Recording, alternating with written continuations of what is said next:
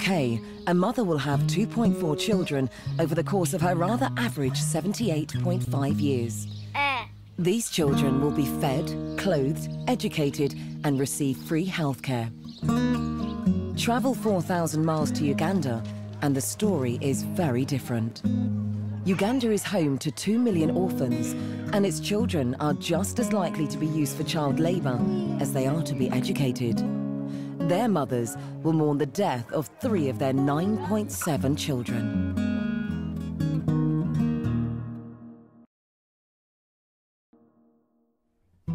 Buganda is the largest of the traditional kingdoms in Uganda. This area accounts for 16.9% of the country's population. Kampala, the capital of Uganda, is home to 1.4 million people and has some of the poorest slums in Africa.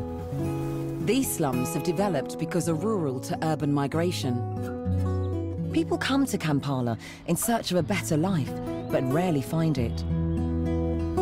Historically, Uganda has been agriculturally successful, with perfect conditions for continuous cultivation, plenty of lakes to fish and land to farm. However, low production and productivity levels pose major challenges in maintaining export revenues. Uganda is struggling to feed its ever-expanding child population. The children themselves are malnourished due to a totally unbalanced diet. This country is so rich, everything you put in the soil will grow here. But the Ugandans are full of traditions. They don't know vegetables and they don't eat vegetables. Children don't get vitamins, don't get minerals. We are facing a major effort in behavioral change of the people here. Otherwise, the rural areas will not flourish. Otherwise, people will not stay in the rural areas but flee to the towns. Many of the people who flee rural towns for urban areas end up in places like the slums of Kampala. Most of its residents live in 1- or 2-roomed houses, sharing with up to 12 family members. Dwellings lack sanitation, drainage, and are prone to flooding. Disease is rife in these slums. The city's sewage runs freely throughout the slum and mixes with the water that children walk in, play in, and bathe in. It is estimated that 39% of Kampala's residents live in absolute poverty.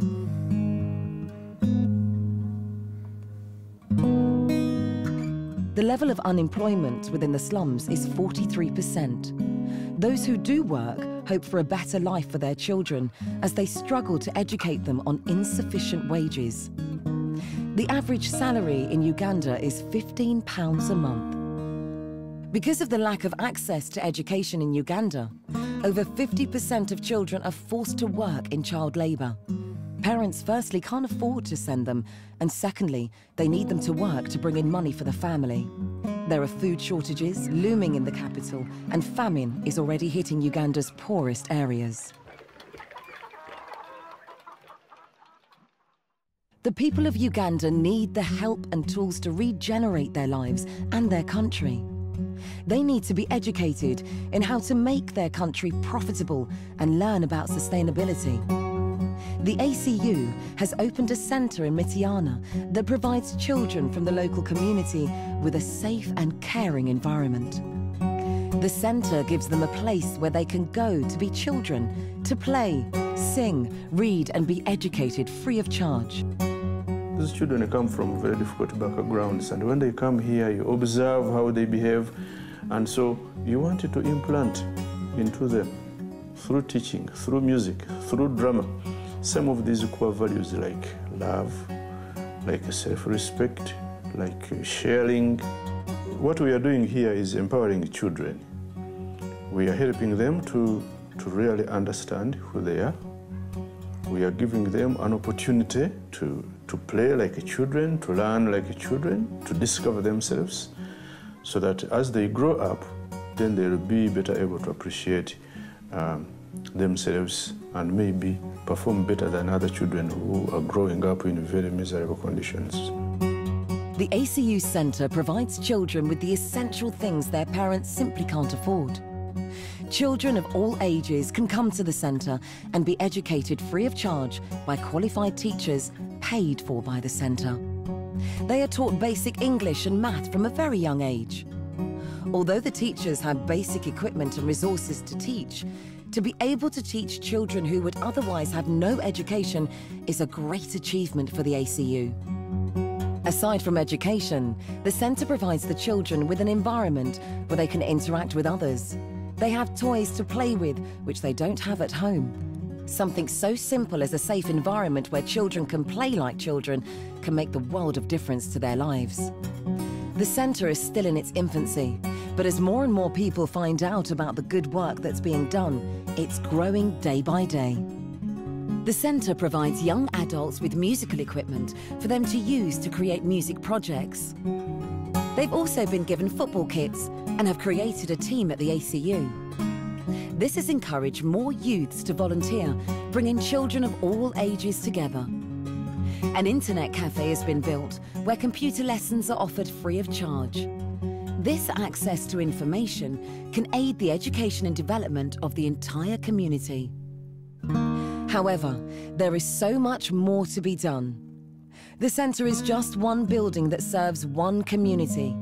There could and should be a place like this in every community in Uganda and throughout Africa.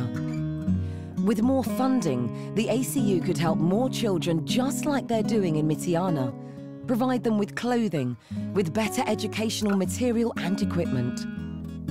They want more land to grow food, where they can teach children about the importance of a balanced diet and provide them with at least one meal a day.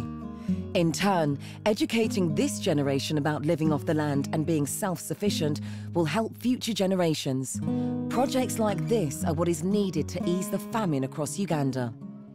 The children at the centre are happy, educated, loved and safe, but these are just some of the children in Mityana. They are just the beginning. With more help, the ACU Foundation could do so much more to change children's lives forever. Bye bye, Vista. See you tomorrow. Okay. Dingy don't go, we are on our way. Bye bye, Vista. See you tomorrow. Dingy don't go, we are on our way. Bye bye, Vista. See you tomorrow. Okay. Dingy don't go, we are on our way. Bye bye, Jesus. See you tomorrow. Okay. Dingy don't go, we